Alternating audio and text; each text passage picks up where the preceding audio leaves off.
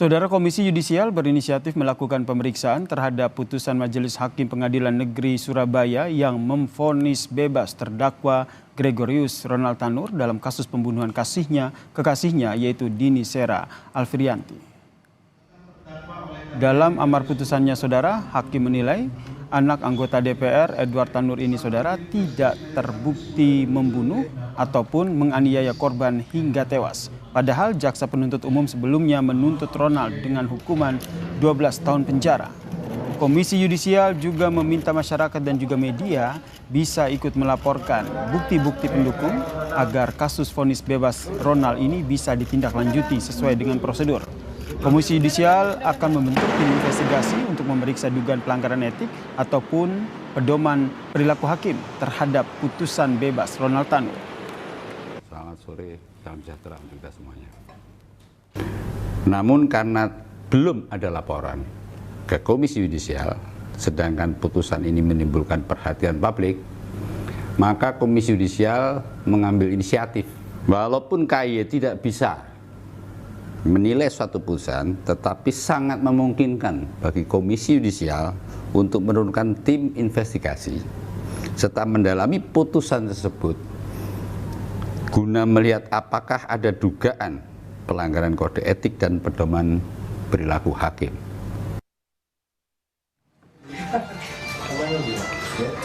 Tim kuasa hukum keluarga almarhum Dini Sera Alfrianti, saudara, akan segera melaporkan 3 hakim yang memvonis bebas Ronald Tanur ke Badan Pengawasan Mahkamah Agung dan juga ke KPK atas dugaan pelanggaran kode etik dan juga dugaan penyuapan.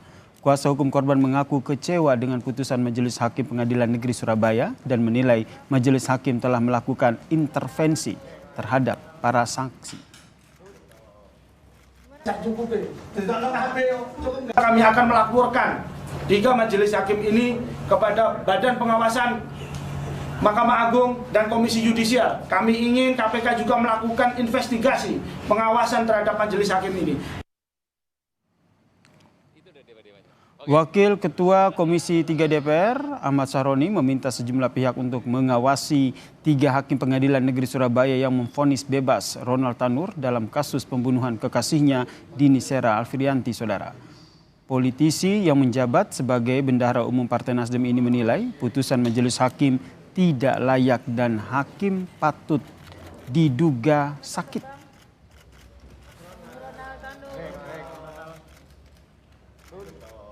Ini hakimnya sakit. Mungkin dia nggak punya seorang anak perempuan yang bisa merasakan bagaimana perempuan ini diberlakukan tidak selayaknya. Yang herannya, jaksa penuntut umum sudah melayangkan 12 tahun penjara, tapi hakim memutuskan bebas. Nah, ini yang gue bilang kemarin, bahwa ini hakim sakit. Dan para pihak harus mengawasi ini dengan seksama, ada apakah gerangan sampai akhirnya divonis bebas. Membebaskan terdakwa oleh karena itu dari seluruh dakwaan penuntut. Senang dah, gimana Mas mau karaoke lagi? Yang penting Tuhan yang buktikan yang benar.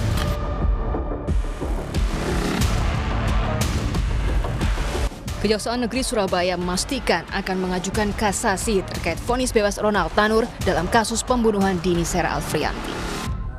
Kami menyatakan kasasi terhadap tersangka Gregorius Ronald Tanur dan kami saat ini nunggu putusan pengadilan secara lengkap. Dari situlah nanti kami kumpas, kami buatkan memori kasasi dan selanjutnya kami akan ajukan ke pengadilan memori tersebut. Kasasi yang dilakukan kejaksaan menjadi salah satu harapan bagi keluarga korban yang tinggal di Sukabumi, Jawa Barat. Keluarga korban mengaku kecewa dan berharap Ronald Tanur tetap dihukum setimpal dengan perbuatannya.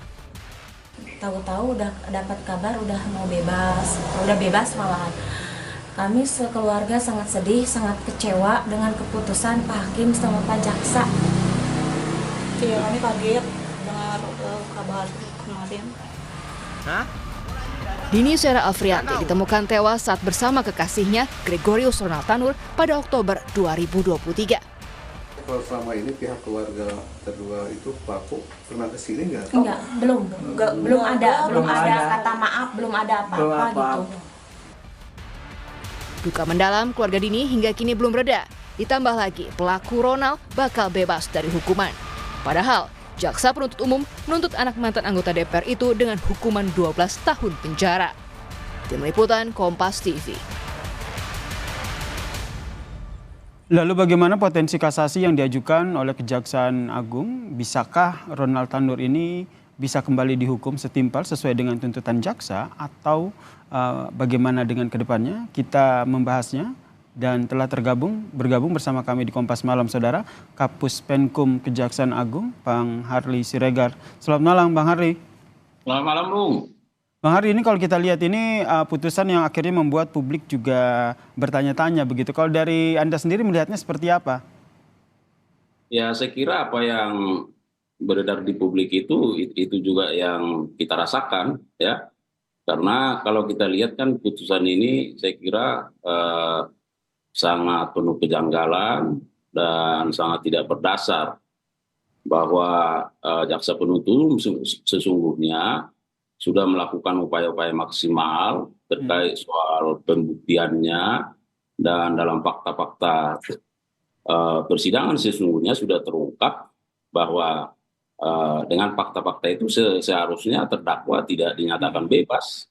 Nah, tetapi karena hakim berpendirian beda, ya, hakim menggunakan pendiriannya sendiri yang tidak didasarkan pada fakta-fakta hukum yang terungkap dalam persidangan itu, ya akhirnya pengadilan mengambil jalan menyatakan terdakwa bebas. Oke, Anda sendiri sudah mendapatkan salinannya, Bang? Nah, kemudian kejanggalan yang tadi disampaikan itu seperti apa saja, Bang? Nah, jadi kalau kita lihat ya dari pertimbangan-pertimbangan hakim itu kan dikatakan bahwa tidak ada saksi yang melihat secara langsung, itu yang pertama, ya. Kemudian yang kedua bahwa meninggalnya korban itu lebih karena pengaruh konsumsi alkohol.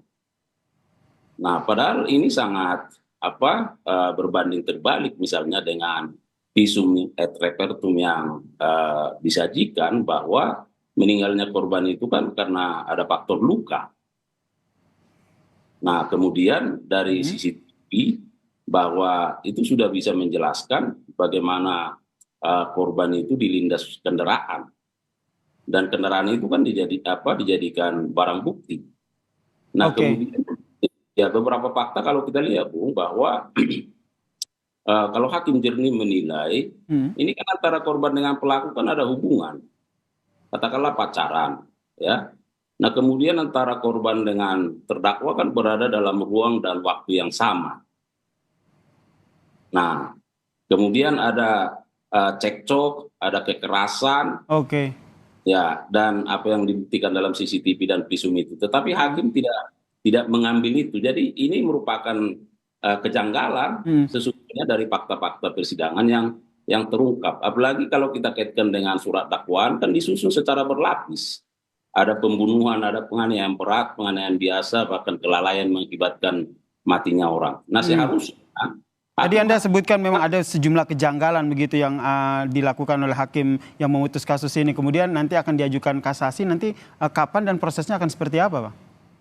Nah, kalau kita lihat KUHP ya di pasal 245 itu kan ada waktu 14 hari yang diberikan kepada jaksa untuk menentukan sikap menyatakan kasasi. Dan setelah menyatakan kasasi ada waktu 14 hari juga untuk menyusun memori kasasi dan menyerahkannya ke Mahkamah Agung melalui pengadilan negeri setempat. Nah, sekarang karena kami masih menunggu salinan putusan, ya, dan kami akan gunakan kalau sekiranya putusan itu sekarang bisa cepat, lalu kami melakukan kajian, mencermati, melihat pertimbangan-pertimbangan, dan dalam waktu yang singkat kami akan menyatakan kasasi. Oke. Nanti selama proses kasasi ini nanti penanganan terdakwanya sendiri seperti apa?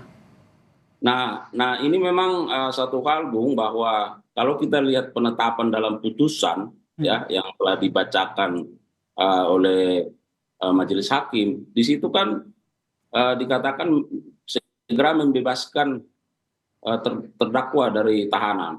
Nah, karena itu adalah perintah dalam putusan, maka itu harus dilaksanakan segera. Nah, karena kalau tidak, ini bisa berimplikasi juga bahwa ada pelanggaran HAM di situ kan. Nah, sehingga ya jaksa harus melaksanakan itu. Tetapi berarti selama proses kasasi ini, walaupun nanti akan mengajukan kasasi, namun terdakwa harus bisa dibebaskan begitu, sesuai dengan putusan hakim. Itu penetapan dalam putusan dan itu harus dilaksanakan. Nah, kecuali nanti misalnya dalam pengajuan kasasi hakim Mahkamah Agung menyatakan ditahan, ya kita akan tahan. Oke, namun pada tahap ini ada proses pencekalan atau sejenisnya sehingga memang terdakwa ini kooperatif begitu atau tidak melarikan diri? Ya, tentu upaya-upaya itu akan kita lakukan, pengawasan terhadap yang bersangkutan. Ya, artinya kami secara internal juga, walaupun ini kewenangannya sekarang ada di hakim, tetapi kami selaku jaksa penuntut umum tetap melakukan pengawasan dan monitoring terhadap pergerakan yang bersangkutan. Oke, kemudian peluangnya akan seperti apa? Karena tadi Anda menyatakan bahwa banyak sekali kejanggalan-kejanggalan yang dilakukan pada saat proses sidang sehingga hasilnya putusan. Peluang setelah melakukan kasasi ini nanti akan bagaimana? Ya, saya kira kita harus optimis ya, karena ini kan soal penegakan hukum yang bermartabat dan tujuannya adalah untuk menciptakan kebenaran material ya. Jadi artinya ya kita harapkan Majelis Hakim Agung juga nantinya bisa melihat ini bahwa dari syarat-syarat alasan-alasan pengajuan kasasi hakim kan tidak menerapkan hukum sebagaimana mestinya, sehingga ini harus menjadi pertimbangan yang baik, yang matang bagi hakim-hakim agung untuk bisa membatalkan putusan ini. Oke, kita nantikan seperti apa proses kasasinya nanti dan peluangnya akan seperti apa ya. Terima kasih. Baik Bu, terima kasih. Terima kasih Kapus Penkum dari Kejaksaan Agung, Bang Paharli Siregar telah bergabung bersama kami di Kompas Malam. Salam sehat Pak Harli. Terima kasih.